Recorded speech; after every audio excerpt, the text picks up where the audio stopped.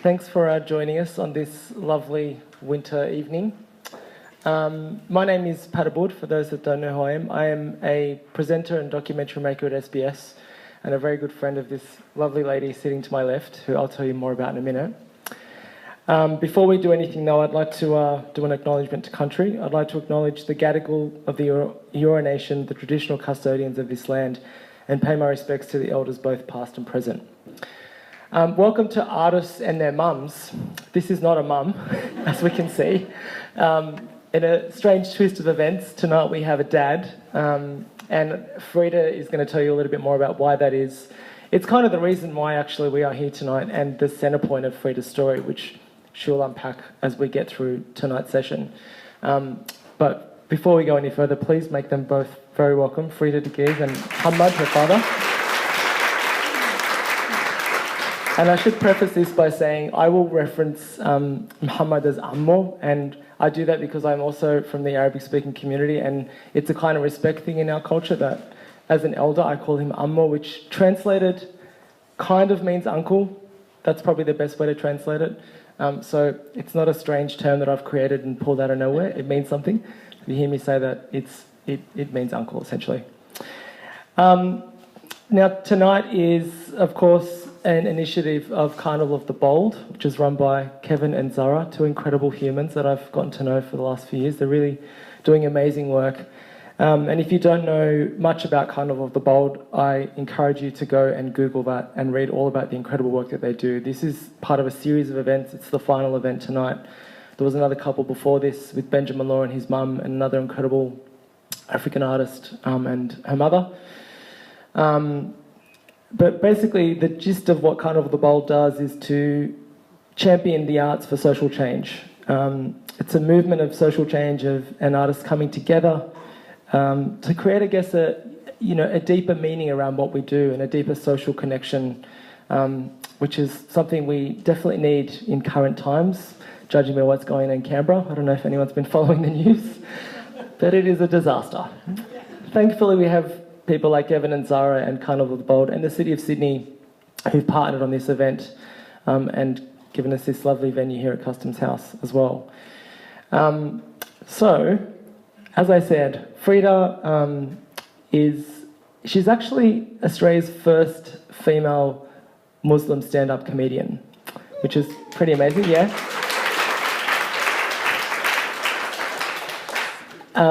When I first heard about Frida, I, of course, saw that and thought, well, that's taboo. That's really pushing the boundary there, yeah?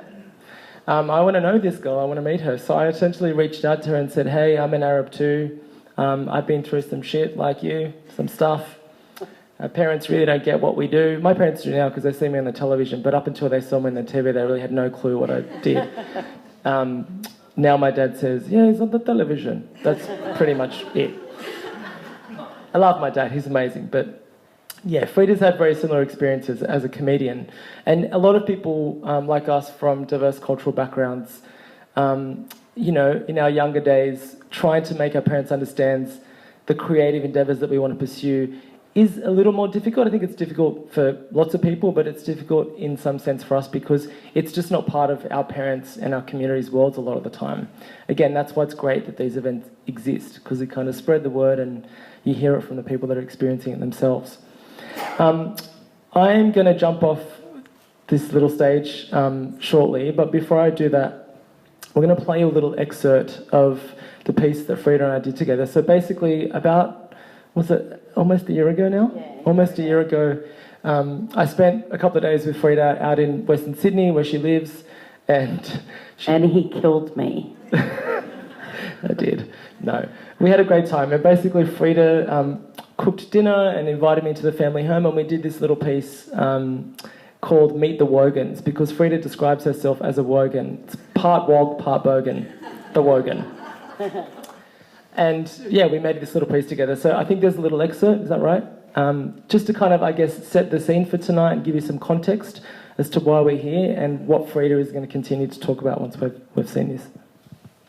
But it's not all shits and giggles for the Worgens. There's one family member that's yet to laugh along, Frida's mother. She hates it. it's really difficult because I don't think she understands how far you can go with comedy. And you're making people laugh, mate. You get 100 people that walk out of that place pissing themselves laughing. Mate, you feel like amazing. And she doesn't see it. It's hard. Like she can't see the happiness, you know what I mean? Oh my God, it makes me so emotional. But like you can't, like when something happens for you, like something amazing, you can't even say it because she'll never understand it. She'll never get it. And it's just sad, you know? I want her to be happy for me. I want her to understand that I'm achieving. You know, that it's not a low-class job, it's not a shit job. She probably wants me to be this good little Muslim girl, and I'm never ever gonna fall into that stereotype. People connect with you when it comes to emotions because we all have those emotions. We all have that person that we're trying to connect with and we can't. You know, when you touch that person by a joke on stage, you've connected. You know, you can change someone's life. Yeah, she definitely deserves a big round of applause. Before we go any further, I just want to mention as well that this is being filmed and photographed, so if somebody doesn't want to be filmed and photographed, you should probably speak now because we'll put you out of shot. And also to my left here, we have our lovely Auslan interpreters, Jennifer and Amanda, and you'll see them switch throughout the evening. I'm going to hand over to Frida now, who's going to have a bit of a chat with her dad, who's here instead of her mum tonight. And then I'll come back and put some questions to them and also open up for you guys to ask some questions. So another big warm welcome for Frida and Mohammed. Hello. Thank you all for coming here tonight. I feel weird sitting down because I always stand up when I talk. So it feels really weird. But yeah, I thank you all for coming. Yeah, as you saw up there, the only man that's ever made me cry is Pat, and I've been married 3 times. So yeah. So Dad, how do you feel that everyone's here to see me tonight? Here, Dad, hold it up. Is yours working? Yeah. How do you feel that everyone's here to see me? Very good. Dad, you got to hold it closer. I feel all right now. Is that working? Yeah. It is. Okay. Yeah. Dad, so let's find out a little bit about. Let's tell everyone a little bit about our family. When did you come here to Australia? Which year? Yeah. When? 1966. Were you happy? Oh, we're still alive. If not happy, not alive. So, like, this is awkward. I don't know what to say. I've never really had. I don't know. Our family is. I don't know. I've got 3. I got a brother. I got a sister, and I got my mum, my dad, and my mum and dad split when I was probably 5, and I never understood why. But now that I'm 40, I bloody know why. I've worked it out. Yeah, but like now that Dad, how do you feel that I'm a stand-up comedian? Like, what do you think about that? I was surprised.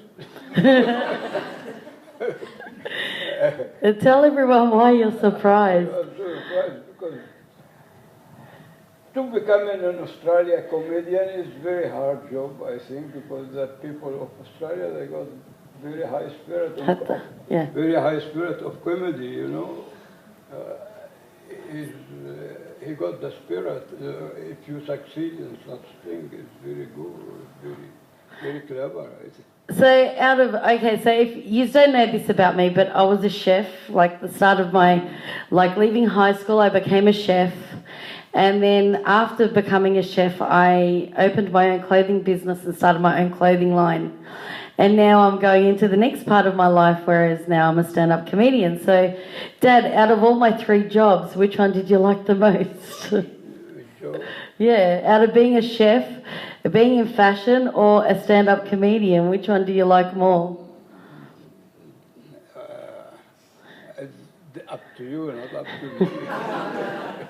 And that's the thing about my dad, right? When we were growing up, like normal Lebanese dads or Lebanese mums, they raise you as, especially with the girls, it's like, okay, you're raised to get married, you know, you're trained from when you're born to cook, clean, wash, and basically obey, right?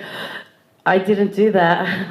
And whereas the guys are always treated as that, you know, you got to be a doctor or a lawyer, and this is what you're going to end up doing. And, you know, I think my dad, like, he raised us as to be, you know, to do whatever we want, whatever made us happy.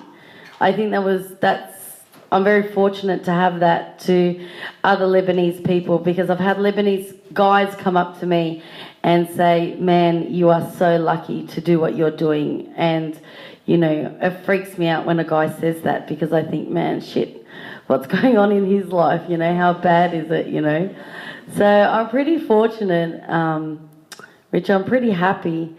I think this is the happiest I've been, I think, out of all my work. I think my dad was surprised when I've written for TV. He said to me, oh, how do you write for TV? He goes, you were so bad at school. He goes, I can't believe you're writing, you know, you have to be good at English. And this was one thing growing up.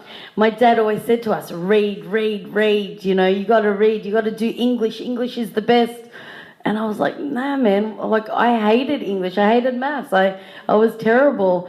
But now, becoming a comedian, I really realise that that's so important. And now I say to my daughter every day, read.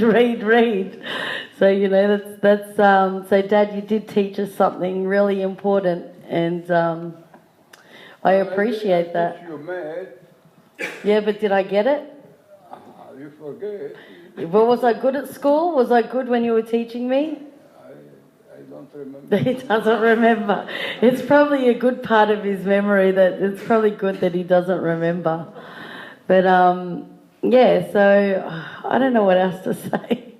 I like you before you get university degree, you know. Yeah. Yeah, but you don't get it. You become a chef. You go to. You told me when I was younger. You said become a sign writer. That's a great job. So I kept drawing, and I would sit there writing letters while I was younger. And was I funny when I was younger?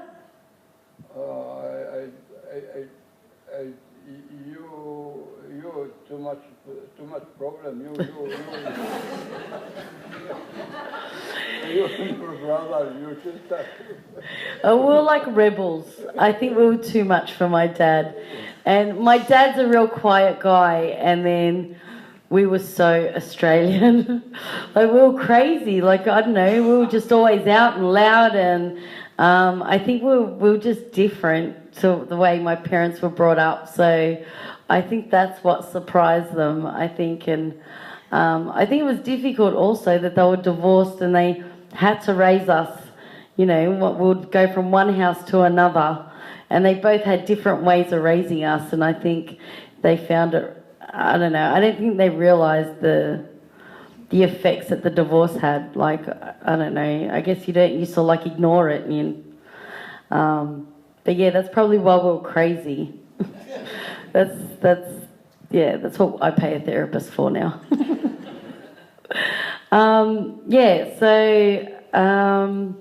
Where would you like me? How would you like to see me in 10 years' time? Where would you like to see me, like, in 10 years' time? Like, would you love it if I became a real big, massive comedian? Yeah, I told you before, I like first to get one... A university degree? Yeah. Now? No more. No. Oh, forget it. No, forget. Man, I'm lucky to get TAFE right now, Dad. 4 kids, forget it.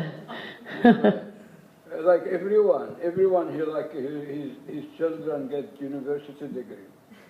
Everyone, or tried or something like that. I had a trade, I was a chef. You got tried, yeah. Okay, so we're still trying to work out my childhood. Yeah, so they're the things, Pat. Is it Ty? Is it Ted? Yeah, I think it's Ted. Let's welcome back Pat. That was Frida's cue saying, save me. Working? Yes. Okay.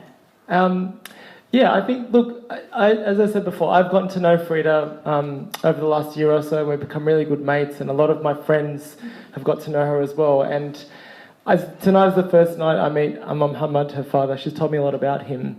But I think, again, just for some context for people, so obviously, you know, this is not to demonise every ethnic kid's parents, because that's not what we're trying to do. I mean, there's a different set of kind of values and things that happen in different families. It's a very kind of personal case-by-case scenario. But I think the purpose of tonight and the purpose of this great series that Carnival of the Bold have put on is to kind of draw attention to the fact that if you're an artist, if you're a creative, if you kind of step outside the norm and don't fulfill those obligations in some of our communities that Frida mentioned before, it becomes quite difficult to kind of, you know, get that sense of approval and have your parents see you as succeeding. And Frida just said she's 40. She gave away, and you should never give away your age. I look young. You do. Doesn't she look great? She does. And it's only just now that she's feeling confident and comfortable enough to do the things that she really wants to do and that she's passionate about, that she's held back for so long, despite the fact that her mum still doesn't acknowledge that. And initially, Frida's mum was going to be part of tonight, but kind of pulled out last minute. So that's a really good, I guess, segue to, again, come back to where we started tonight and that scene from the piece that we did together about her story. Because it is really heartbreaking. You go through this process of, well, am I good enough? You know, should I be doing something else? My parents don't approve of what I do. And I think, you know, for a lot of kids from culturally diverse backgrounds and a lot of young people, the sense of family is so important, so it's hard to kind of turn your back on that. And there's this constant conflict that happens in your mind. So I want to ask that question to Frida. Like, how did you deal with that kind of stuff when you knew that you weren't going to fulfill the mold and you were breaking barriers and kind of pushing things a little bit further in your own family? Like when I wasn't breaking the mold? Well, the thing... You were thinking about it, but you weren't doing it. Now you're doing it. So rewind, 10 years. Okay, well, I'll tell you, the more I think about it, like when I was younger, I did want to go into the arts. And like even my sister said to me a couple of months ago, she said, oh, remember when you did that movie in grade 6? And I said, what movie? And she said, well, you got a camera and you did 6 characters. And then I remembered, I asked the principal, I said, can I make a movie? And I put his camera in front of me and I played all 6 characters and I did it. And then, so throughout my life, I did drama and I was great at it. And then when I asked my mum, when I told my mum I wanted to be an actor, she slapped me across the face and said, we don't have that. And then it got swept under the carpet and then I never thought about it again.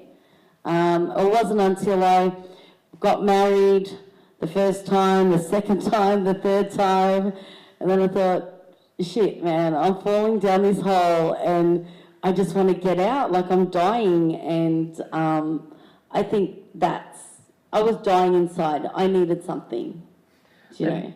Mohammed, how does it make you feel hearing that? شو بتحس? I'm asking him the same thing in Arabic. شو بتحس بس تسمع؟ I don't... A lot of يعني مسار حياة مسار حياتي انتقلت من محل لمحل كل هي طريقة حياتي وصلت على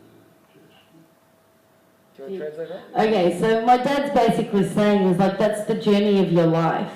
Your life has brought you to this point, and everything that's happened in your life has brought you to do this and to become that comedian. To basically, you know, all your sadness and all your pain has basically brought me to this point where I am today, and that's. Yeah, I mean, was there a moment for you when you thought to yourself, shit, if I do this, I might lose my family? Oh, no, not at all. Like, I didn't realise that I was going to cause conflict. I thought it was just innocent. And over, like, my lifetime, a lot of people told me, you should be a comedian. And I watch comedy day and night. Not that I wanted to be a comedian, I just loved comedy. And so I didn't think that I was going to hurt anyone's feelings. And my husband was worried at the start. He goes, "Oh, you're a comedian, you're going to get shot," you know. So, and I said, "No, I won't," and I just did it. But I guess I've been in the closet for a very long time. Like, seriously, I never told the Muslim community or the Arab community that I was a comedian for like 5 years until that came out. And then 2.5 million views later. yeah, so that came out, and that's when everyone knew about me, and I was like, well, I'm out now, does it really matter? And then, you know... So that's interesting, actually. What's the response been from specifically the Muslim community? Because, again, just for context, obviously it's hard enough being a comedian or a creative in any regard, but when you look the way Frida does and you present yourself the way she does, very authentically, she's not hiding any part of herself, it's, you know, infinitely more difficult because you're facing an entire community that looks at you and judges you instantaneously. So she's working up against, you know, a really hard slog to do what she does as a Muslim woman. Well, I work in Punch Bowl, I live in Punch Bowl, and I'm talking about the harder Punch Bowl. When that came out, I had to go in hiding for like 4 days. I didn't leave my house. Punch Bowl is in Western Sydney, for those that don't know. So I didn't leave my house, and it wasn't... I went into hiding because I was getting death threats. Yeah, seriously, I was getting death threats. That's true. People were actually also writing to me saying some very horrible things that we were... I'm not Muslim, and they assumed that I was because I did this with Frida, but they were, saying some pretty horrible things about me and her and about anyone associated with her, essentially. Yeah, and I did call Pat, and I did want to get it off, and he's like, "Are you sure you want to get it off?" And I went, "Oh, look, I just got to deal with it, you know, I just have to face the music." And, you know, because I was in a safe space, I was a comedian, I was doing what I love, and no one really knew what I was doing. So, that came out, and I guess I came out of the closet. That's basically what happened. So I guess that's one response, that's the kind of, you know, outward facing response, but let's go back in to the home and to your inner family, your inner circle, because again, that's what we're here to talk about. I mean, when we finished filming that piece, Frida's mum, did I have a conversation with her? No, we had but text messaging. Yeah. She initially agreed to be part of that as well and then sort of pulled out at the last minute. So there's still this struggle for Frida with her mum. And, you know, Mohammed's here tonight to physically show his support for her, which I think deserves another really big round of applause. It's pretty great. It does say a lot, and it does a lot for Frida. And, you know, the fact that she had this kind of negative response, on the flip side of that, it's been incredible for her career. She's been doing really, really well. Selling out Melbourne Comedy Festival. Yeah, thank you. And, you know, writing new shows and planning a trip to LA very soon to perform over there. So she's doing incredibly well. That coming out has proved very fruitful. But internally and inside, it's still difficult, right? Because your mum is still sitting where she is. She really doesn't accept what you're doing. Oh yeah, it's just not even a conversation. When this initially I was asked to do this, I bribed my mum with money. She's not kidding. And yeah, I did, and she was loving the moment, and then when it came to the crunch, she backed out, and she's like, "Why am I going to lie for you and go to hell for you?" So yeah, she's a tough one, and she just wouldn't be here. And then I asked my dad, and my dad said it's an honour. And look, growing up, me and my dad didn't really get along, and I think because of me becoming a comedian, I'm so fortunate that my dad understands the arts, and like he's told me about the history of comedians in Paris and Italy, and you know, I'm pretty fortunate. My mum just doesn't get it. She just will never get it. I'm interested to see what Dad thinks about that, about how your ex-wife and Frida's mum feels about what she does. What do you think about mum not accepting me as a comedian?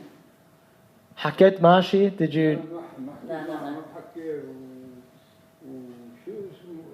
هي عندها عقليتها غير عقليتي. كل واحد عقليته. The way she sings is different than me. But what do you think about her not liking me being a comedian?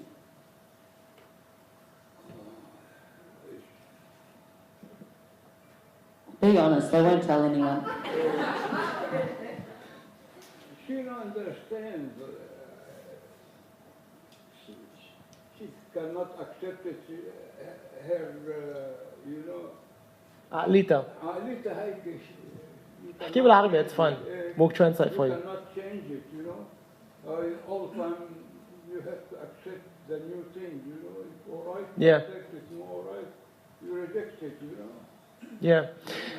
I think that raises an interesting point, actually. So the reason, a lot of the time in our communities, it's not because our parents don't want us to succeed or do well or be happy or do what we want to do. It's because there's this thing in our culture, it's called haram, which means shame. And it's really about, again, outward facing, like what the community thinks and says about your children. How are we going to explain this and why are you doing this? It becomes really over-dramatized because of the concern about what people are going to say and think and the shame that may bring on the family. So that's where a lot of this is coming from. I think, obviously, Frida's mum loves her. She's her mother. It's just there's all that baggage that's in the back of her mind, and that's what Mohammed's referring to.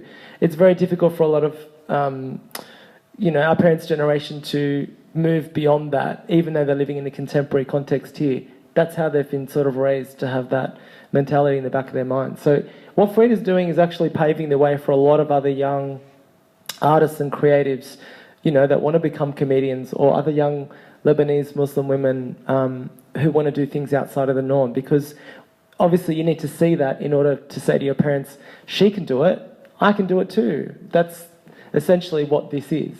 So it's not just about you fulfilling your dreams, I guess. You've become a role model. How does that make you feel, knowing that you're playing that role now, whether you like it or not, really? Well, they can wait till I really get famous, then other Muslim women can come try out to be comedians. At the moment, they have to wait. No, I love it. I mean, I think we need to get more Arabs, especially Muslims, into the arts, because I think being an artist is the way you can really express yourself, and you can express yourself in so many ways, and I think it's probably one of the most powerful ways of expression. Especially if you're fighting demons or battles all the time. Like, I don't know, it gives me a sense of freedom, and I feel like it will give them a way to communicate. I mean, I met a guy said to me the other day, he's Lebanese, he lives in Australia, he works here, he's wealthy, he interacts with people, and he said to me, I go, I'm a comedian. He goes, where do you do that? And I said, well, in theatres. He said, on the street. Like, people think that I perform on the street. They don't realise that I perform on stage, and it's always going to be frowned upon until more of us start to do it, And more people like Mohammed talk to their friends and tell them that it's okay. Yeah. Well, my mum, it's like what you said. My mum would probably love the idea, but it's her friends. It's her friends that their kids are lawyers or doctors or nurses or all this other stuff, and it's like, well, your daughter's a comedian. My other sister, she's a social worker and married to a pilot. I mean, she's perfect. But you've been on TV. You're perfect too now. Well, I know I'm perfect, but they don't. Yeah. Interior engineer. Interior design. Interior design. Oh yeah. But so my sister's daughter is studying interior design and all this type of stuff, and she's creative. And here's the funny thing: my mum is the most creative person you'll ever meet. She used to draw when she was younger, and she was a poet. She used to write all these poems and hang them on the trees when we were growing up. And she would write all these poems. And I feel like my mum could never do her passion, which was drawing and poetry, and never got the chance. And that's probably why I'm creative. And my sister's daughter now is so creative. And I guess it just takes time, right, for it to change. how, when you are with your friends or with family, you know, and these kind of conversations come up, what kind of things do you hear them say? When they talk about your daughter or when they talk about other kids who are maybe working in the creative field? I don't think my dad doesn't associate himself with anyone. Like, it's purely us. Like, my dad, like, Patrick's saying that when you talk to other, okay, when you go to the Jama'iyya, right, this is a, like, Lebanese society, like, little group, and they talk about other people doing arts or me being a comedian or something, what do they talk about? No, they don't talk. They don't bring it up. No, Is it always, is that because it's haram? After all at home, more religious, you know. And the religious no have open mind, you know. The religion just hold the mic up there. Oh yeah, they talk closer. The religion not open mind, you know. This haram, this halal. Yeah. That's all. Yeah. So have you heard Frida's jokes? Have you heard my jokes? Yeah, I hear a few at home. And this is the perfect test, right? So كيف بتحس أنت بس تسمع الجokes? How do you feel when you hear Frida's jokes? I feel all right, no problem. Because if you haven't seen Frida's comedy, gets pretty dirty. You know, I accept it. I accept what she do because she doesn't something I don't accept it. It's something not polite. You know? Yeah, but I swear you don't like it when she swears. He doesn't care. We've had this conversation before, right? Because my mum had a heart attack because I said the F word, right? And I said to my dad, well, what do you think about that? And he said, oh, you're just saying it, you know, in a conversation. You're not really saying it at somebody or, you know, meaning it in a bad way. It's just the way you're expressing what you're trying to say. So I think he gets that. Yeah. Do you want to do a little mini set for people so they get a sense of your humour? Really? Tell a couple of jokes. Yeah, they want it. Look at that. So let's reset. Ladies and gentlemen, Frida Deguise. Australia's first female Muslim stand-up comedian. Thank you. I'm married. My husband's a good man, except when he gets sick. He's like a baby. I'm kidding, I've had 4 babies, he's 10 times worse. Last time he got the flu, he turned around and said, if I had a gun, I would shoot myself. Right, well, tomorrow's his birthday. So I'm going to buy him a gun. I'm going to load it with 1 bullet. And I'm going to say, hey, just think of it as a flu shot. My husband's a bit of a hoarder. He's a hoarder. Our house is like Noah's Ark. I said to him, why don't you get yourself another wife to help you clean up this shit? I know. Look, I really hate weddings. I hate weddings, especially when it's someone you know, like your husband's.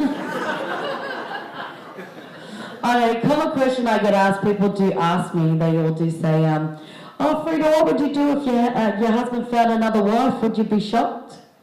Yeah, fucking oath I'll be shocked. My husband can't even find his keys. I've got 4 kids. Yeah, 4 kids. I'm a horny Muslim. When I say that, people get surprised to hear that a Muslim woman has a libido. Well, I do, and I carry it everywhere. I carry it in my backpack. Yeah, see, I'm not a terrorist, but I'm a fucking terror in the bedroom. I don't know, you need to understand something about us Muslims, right? If there's one thing we take very seriously, we take sex very seriously. Because let's face it, by the time it takes me to take all of my clothes off, something better go down. And it's not me. Thank you.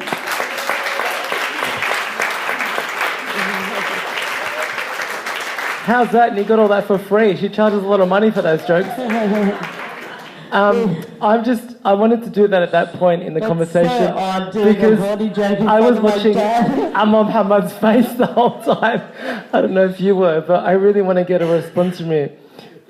How did you feel hearing those jokes, Dad? Tell us the truth. Do you mind about me talking about sex? No. He doesn't mind. My dad's so easygoing. Like, he's not your typical Arab dad. Like, your dad is probably tougher than my dad. Well, everybody talk the same thing, you know. I don't know, do you all talk to your parents about that? No, I translated that joke to my mum, right? What was her reaction? She goes, oh, is that it? But maybe I didn't say it properly in Arabic. I don't know. So that's an interesting question. Has your mum ever come to a set of yours? To a performance? She has? She's come once. Like early days when I did a gig at the Factory Theatre and it was a pretty big deal. And it was so early. It was like I was a year and a half in and I was touring with like Joe Vardy and all these comedians. And I was nothing. I was such a beginner. And when I got off stage, she said, oh, it's okay, but you need to practice more. So in that sense, I mean, that was very early on and she was supporting you because she came to a gig, but that wasn't, I guess, so public because it was just her going to a gig where she knew no one. Yeah, and it was outside of the Muslim community, it was outside of her community. So what would happen, say, if, you know, in a few months' time you did a gig in Punchbowl or Bankstown, at the Bankstown RSL, where there could be people that she knows, would she come to that gig? Oh my God, I wouldn't do that gig. That's like setting me up for death.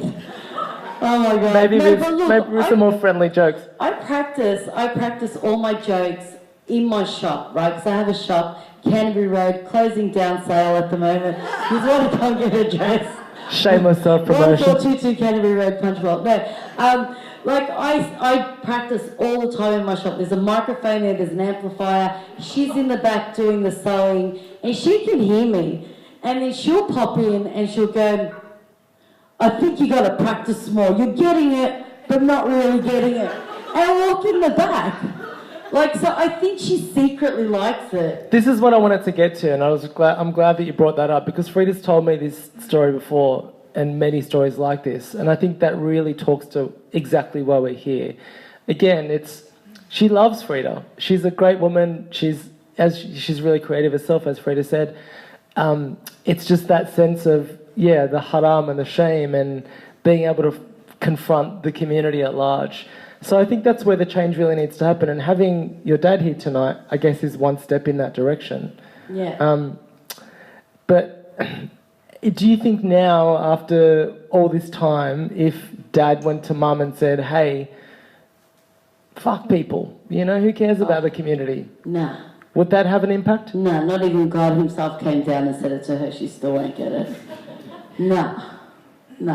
She's so set in her ways.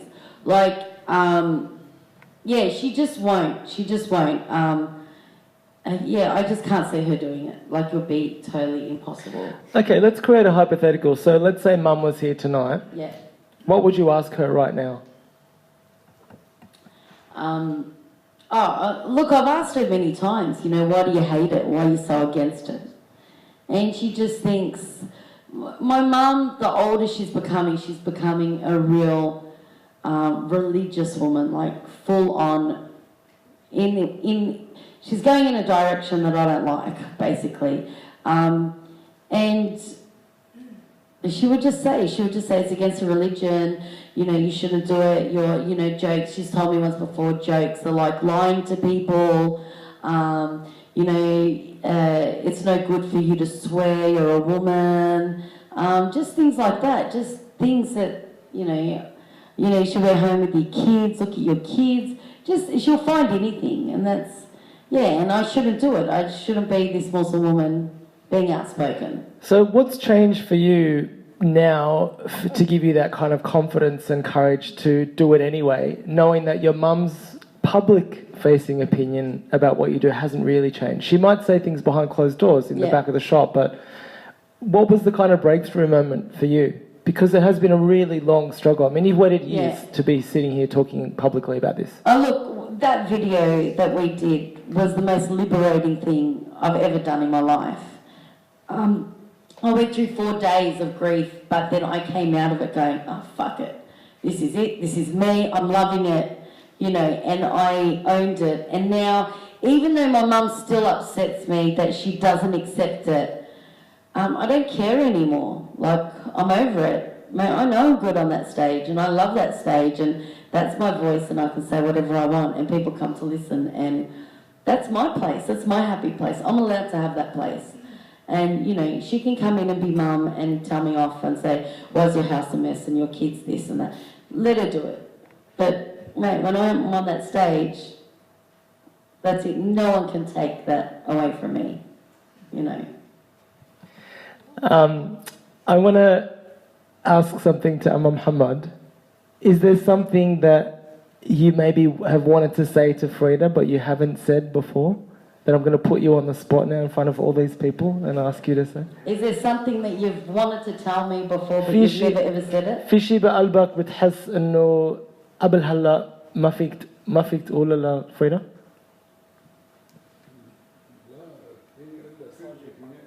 No. Hold it up. Yeah.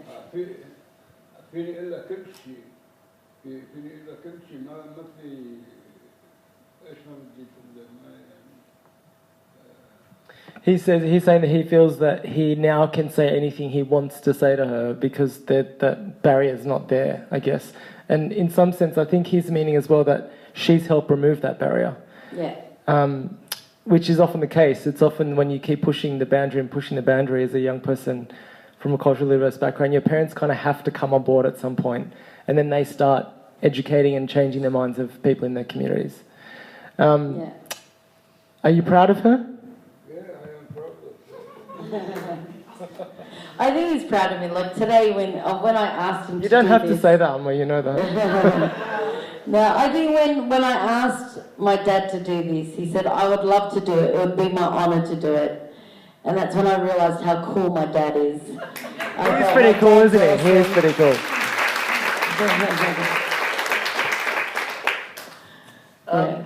Is there anything that you want to say to Dad that you haven't had a chance to say? Oh, look, don't make me get emotional again. He keeps making me cry. No, look, I want to say to my dad, oh my God, I'm such a mess. But, everything that you taught me when I was growing up, now I understand and I appreciate it. And I probably appreciate it more than I ever did when I was a kid. And I was such an awful child. I was an awful child, and everything, don't think that everything that you taught me hasn't gone to waste, because now I say the things that you say, what you said to me as a kid, now I say it to my children. So I do exactly the same, so I'm pretty fortunate, but I just wish I was as smart as this guy, because he's really, really smart. No, we got the dumb gene. The funny gene. Let's call it the funny gene. I'm going to open up to you guys. If anybody wants to put a question to either Frida or to Amma Mohammed, her father. I think there's a mic out there somewhere with tape. It's working, finally.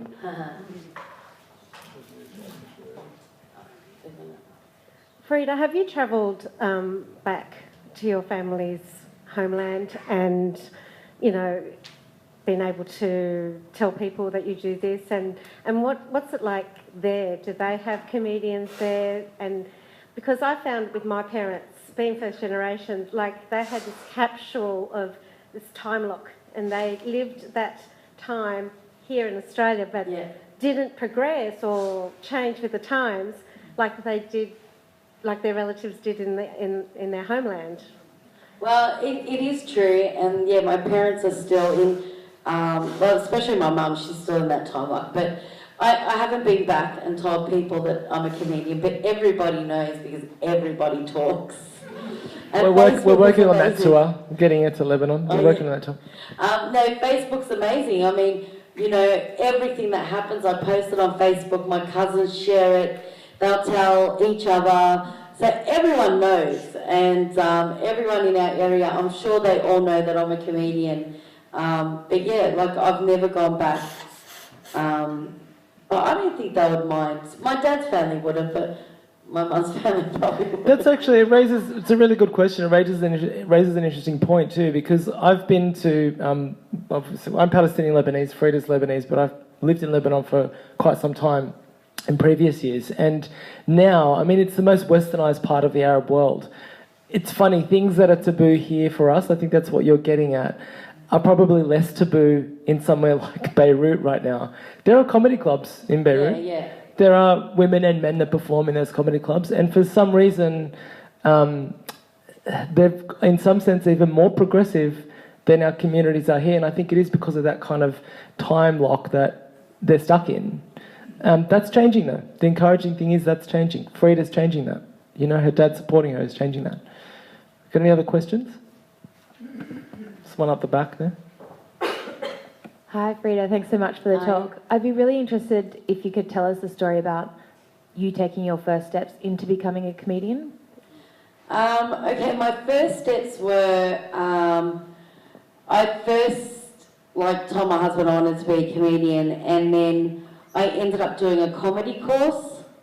That's how it all started, and I dropped out because that's what I do when it comes to learning. And then I ended up going back and finding another course, and then I didn't drop out, the teacher dropped out, and I thought, stuff this, I'm going on stage. And I went to the Laugh Garage, which was a great place, and I went there and I went on stage by myself. I said, I'm going to do this, and I did it, and it was the best experience. And the way I explain it, it's like you're going on a roller coaster and you're shitting yourself before you go on. You're like, I can't believe I'll do this, I can't believe I'll do this, oh my God, I want to back out. And then you go on it, and you go on that ride, and it's the best ride. And then you jump off, and you're like, man, I'm going to line up again, I've got to go back on. And that's exactly how it felt. And I haven't stopped since, and people that I did the courses with have dropped out. Most of them, like all of them, except me. I just kept going. And 6 years in, and this is where I am. And thank God you kept going, because she's bloody funny, let me tell you. If you get a chance to get to one of her shows, you should. It's really great. There's a question up the back there. So you've talked about your parents' response to what you do. What about your kids' response to what their mum does? Oh, they just think I'm not funny. They think... There's a great moment, she'll tell the story. There's a great moment when we were shooting where her daughter took me into another room. She's like, Psst, I'll tell you the real deal, you know? And she shut the door and she said, you know, I write all my mum's jokes. It was very funny. Tell them that story. Yeah, she still, till now, thinks that she writes my jokes. But she's written a few. They've been great, but I've corrected them all. But no, she's great. They love it. Look, they do tell people that I'm a comedian and things like that. And I do tell them, tell the teachers at school, you know, we'll give them free tickets, you'll get better marks. But yeah, no, look, they love it. They, yeah, I think it's great. Like, they love it, and, you know, and now I push my daughter into writing and my kids into reading, and, you know, hopefully they can perform. And, I mean, they're all characters, they're clowns. The whole four of them are constantly, you know, on show, so. I think your daughter's a bit of an entrepreneur in the making, and she wants to be in showbiz because she saw the limelight that Frida was getting. She's like, how am I going to make this shine on me? Yeah. That was her tactic when she said, I write all her jokes. Yeah. They're actually in that piece. I spoke to all the kids as well, and they all had incredible responses. They're great kids. Is there another question? Yes, couple. Thanks, Frida. It's lovely to hear you and meet you. I've not had the pleasure of seeing you perform, and my question is perhaps ill-informed then, but it's about, to what extent do you draw on your Muslim, your Lebanese background in your humour? Oh, all of it. Mate, it's the biggest joke of the night. So when I first started stand-up, I basically started with the stereotypes of being Muslim, a terrorist, you know, a woman that's not being allowed to speak or anything. And I did that for so many years, and so I spoke a lot about being Muslim, but I was also very cautious of what I said. I didn't really want to go into too much in case you know, someone tried to kill me or anything. But my next show is, which I'm performing next year, is I'm really getting into the nitty-gritty of being Lebanese, being Muslim and being a female, and how being brought up, how I failed as the Muslim daughter. And so that's what my new show is all about, so you have to come to that one. All right. Speak to the organisers. I think there was a question just here, yeah. Will you be happier or more satisfied if your mom really say to you that she accepts that you are a comedian? Or it's actually okay? I don't think I care anymore. I don't know, is that bad? I don't. Like, I have the relationship with my mum, with work and family and stuff like that. And I had to accept that she will never accept it. And I've accepted it. And if she does, great. I don't think I'll be cheering or anything. I'm like, mate, you've just missed the last 5 years. But yeah, I don't think it would change anything. Like, if she does, good on her, but if she will it remove some sense of burden though? Like, is there always a little kind of niggling bit of burden in the back of your mind going... Yeah, it is, but I probably at the same time it would be hard for me to believe that she did accept it. So I probably wouldn't believe it. There was a question up the back, the woman with the great earrings.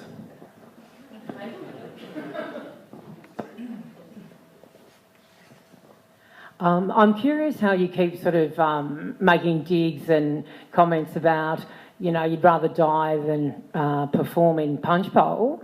I was just curious, you know, because obviously there's a lot of Lebanese people living in Punchbowl. Wouldn't there be some people, the women certainly, I assume, that would think, great, this is fantastic, what you're doing, and even some of the men, because, and particularly younger men, or are they all sort of in the time lock you describe as well? That's a good question. No, there's people out there. I get along with a lot of people from around 16 to 25. They love what I do and they think it's so liberating and they're wrapped with what I'm doing because of... There's something that you don't know about Punchbowl.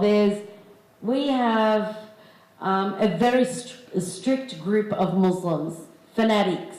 Unfortunately, they're everywhere, and they're the older people, not the old people, but they're like my age, like 40, going into around 55.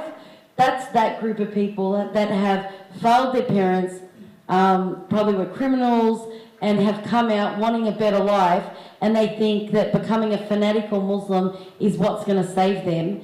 And so that group of people hate me. But the younger kids are sick of seeing that type of person, and they're rebelling. And they're going out clubbing, they're partying, they're having boyfriends, they're having girlfriends, you know, they're doing everything. They just don't care anymore.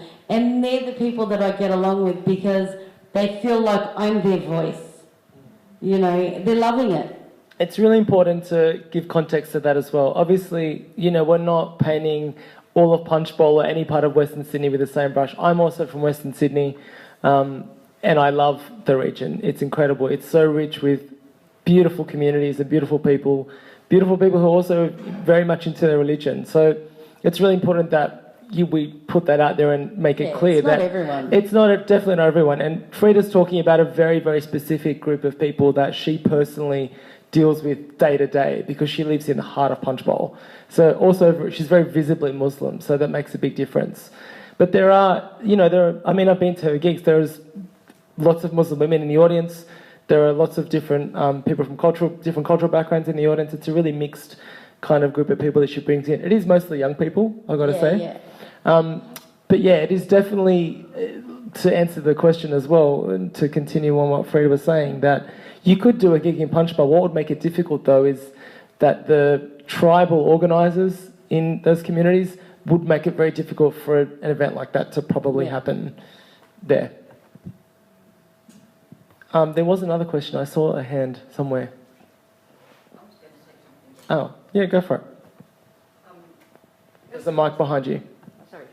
First of all, I was going to preface it by saying I actually went to a writers' festival a few years ago, and there were 3 very successful young Asian journalists, and their parents could not cope with that either.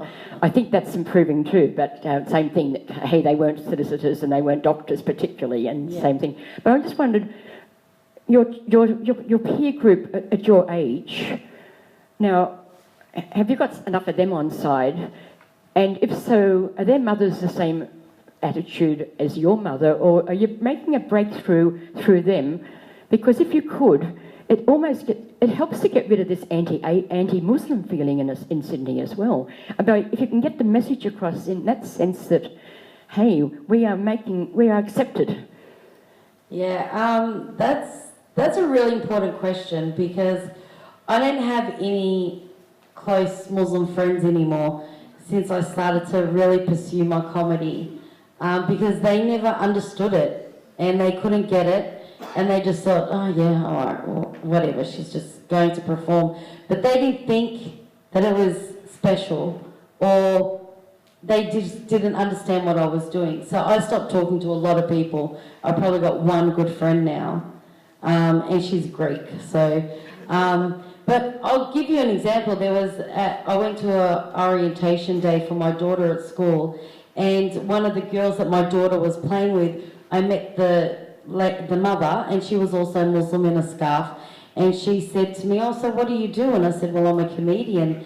And then she froze and she went, oh, is that you? And I said, yeah, that's me. I'm the one going to hell, right? 3 weeks later, the girl went up to my daughter and said, I'm not allowed to play with you anymore. And my daughter was left with no friends. And I know that that's why that happened, because I was a comedian. And so, no, my age group don't really like it. Interestingly, though, on the flip side again of that, and we're not playing good cop, bad cop here, it's just giving context. My mum, who knows Frida's work really well, is a woman. My mum works around very conservative Arab women, some of whom are Muslim as well.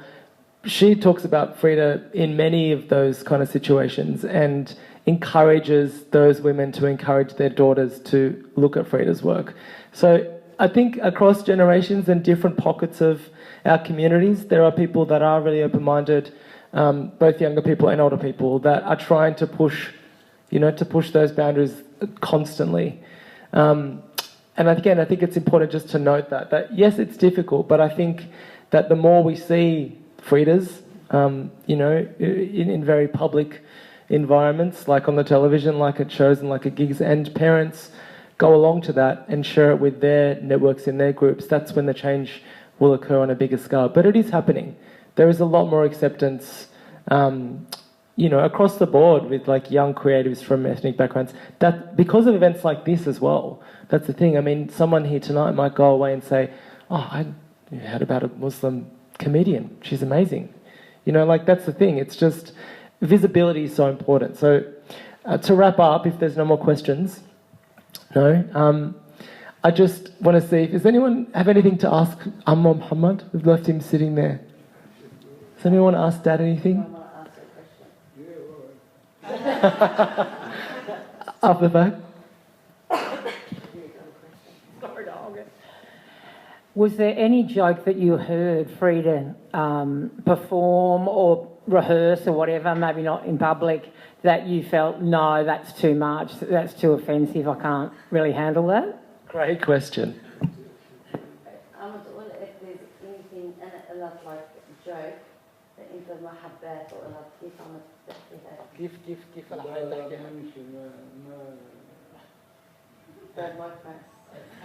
I don't hear something I don't like it.